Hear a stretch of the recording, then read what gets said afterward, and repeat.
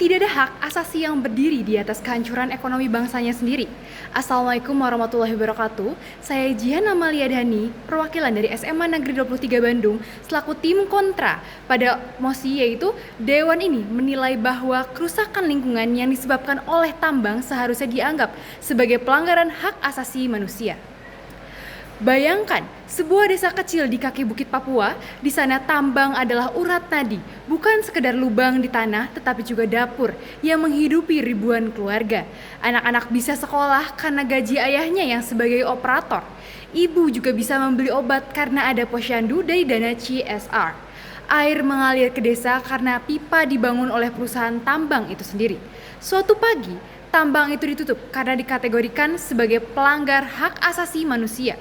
Bukan karena mereka menembak penduduk, bukan karena menyiksa, tetapi karena air di sungai mengandung lumpur pasca eksplorasi. Apakah ini adil? Bukankah tindakan tersebut justru memicu pelanggaran hak asasi manusia yang lebih nyata? Pengangguran, kemiskinan, dan juga kelaparan. Baik, izinkan saya untuk mendefinisikan sesuai dengan mosi pelanggaran hak asasi manusia. Yang pertama, kerusakan lingkungan. Perubahan negatif terhadap ekosistem akibat aktivitas manusia, seperti contoh yaitu polusi tanah atau air, deforestasi, kerusakan habitat. Yang kedua, tambang. Aktivitas eksplorasi dan ekstraksi mineral atau bahan tambang untuk keperluan ekonomi dan pembangunan nasional. Yang terakhir, pelanggaran hak asasi manusia. Tindakan yang secara langsung dan disengaja melanggar hak dasar manusia seperti hak hidup, kesehatan, pendidikan, tempat tinggal, dan kebebasan sipil. Adapun karakterisasi yang terlibat pada mosi tersebut mengenai pelanggaran HAM. Yang pertama, intensionalitas. Pelanggaran HAM terjadi saat ada niat jahat atau pengabaian hak secara sistematis. Langsung, harus ada hubungan kausal langsung antara tindakan pelaku dan penderitaan korban tersebut. Selalu sistematis atau terstruktur, bersifat terencana atau dibiarkan terus-menerus tanpa upaya negara untuk mencegahnya. Maka dari itu, kerusakan lingkungan baru dapat disebabkan pelanggaran HAM jika negara dan pelaku usaha dengan sengaja membiarkan rakyatnya menderita tanpa intervensi hukum. Tapi ini adalah soal kelalaian tata kelola, bukan substansi dari pelanggaran HAM itu sendiri. Adapun argumen utama yang bisa saya sampaikan mengenai mosi tersebut. Yang pertama, kerusakan lingkungan tidak sama dengan pelanggaran HAM. Ini adalah isu tata kelola. HAM adalah hak langsung yang dimiliki individu sebagai manusia. Efek dari kerusakan lingkungan memang bisa sekali mempengaruhi HAM, tetapi pengaruh tidak langsung tidak cukup kuat untuk melambeli tambang sebagai pelanggaran HAM. Penyematan label pelanggaran HAM butuh bukti niat, struktur sistematis, dan akibat langsung yang tidak semua aktivitas tambang miliki. Jika sebuah rumah kebakaran karena korsleting listrik dari tiang PLN, kita tidak serta-merta menuduh PLN telah melanggar HAM atas tempat tinggal.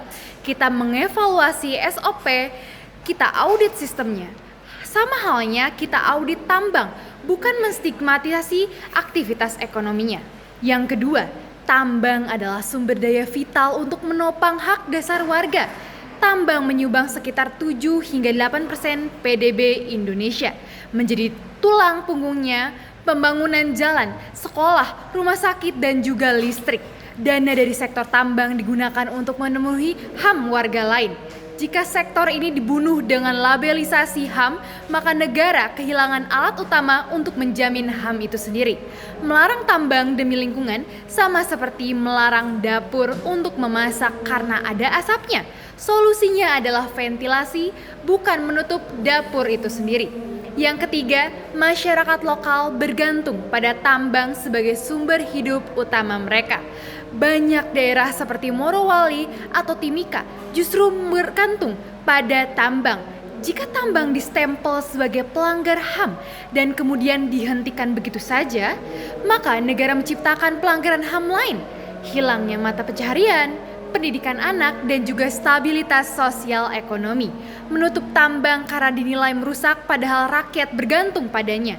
Ibarat memotong tali satu-satunya yang menahan orang di tebing karena kita tidak suka dengan warnanya. Yang keempat, Hukum lingkungan sudah cukup kuat untuk mengatur kerusakan, tidak perlu dikaitkan dengan hak asasi manusia. Undang-Undang Nomor 32/2007 mengatur AMDAL, audit lingkungan, sanksi pidana hingga pencabutan izin. Mekanisme pengawasan sudah tersedia, menambahkan dimensi HAM akan menimbulkan tumpang tindih, mengaburkan penyelesaian dan menciptakan ketidakpastian hukum. Jika kita punya alat pengukur suhu, tak perlu menggunakan termometer tekanan darah, alat yang tepat untuk menghasilkan solusi yang tepat. Yang kelima, regulasi dan teknologi lebih efektif daripada stigmatisasi hukum.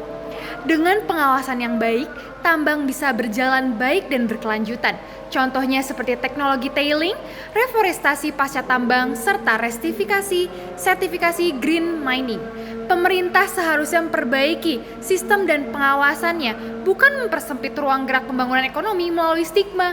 Jika mobil menabrak karena remnya blong, solusinya bukan melarang mobil tersebut, tetapi memperbaiki remnya, memperbaiki mesinnya, begitu pula dengan tambang dan lingkungan. Adapun studi kasus yang sesuai dengan MOSI, yaitu yang pertama studi kasus PT Freeport yang menyumbang lebih dari puluhan triliun untuk APBN, menyerap ribuan tenaga kerja dari Papua. Jika dicap melanggar HAM, bukan hanya tambangnya saja yang tutup, tetapi harapan dari rakyat itu juga ikut mati.